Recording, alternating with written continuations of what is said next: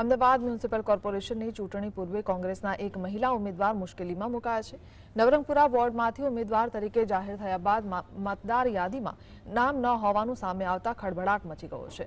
વિધાનસભાની યાદીમાં નામ હોવા છતાં કોર્પોરેશનના લિસ્ટમાં નામ ન મળતા ઉમેદવાર હતાશ થયા છે। ચૂંટણી અધિકારીઓએ આ બાબતે અસમર્થતા દર્શાવતા હવે મામલો કાયદાકીય વળાંક લઈ રહ્યો છે। ઉમેદવારે જણાવ્યું છે કે જો નામદાર કોર્ટ દ્વારા તેમને ન્યાય મળે તો તેઓ હજુ પણ ચૂંટણી લડવા તૈયાર છે।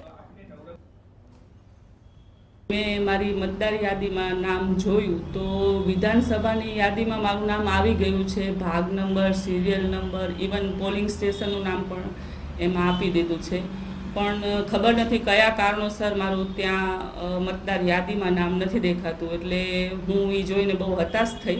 कोंग्रेसना कार्यक्रम में हूँ सक्रिय रोल में हती अने बधी रीतेथी लड़ी लेवानी तैयारी में हती। एटले एक कहेवाय ने के मारू आ नाम न निकळ्યું એ બહુ મારા માટે મને હતાશ કરી રહ્યું છે।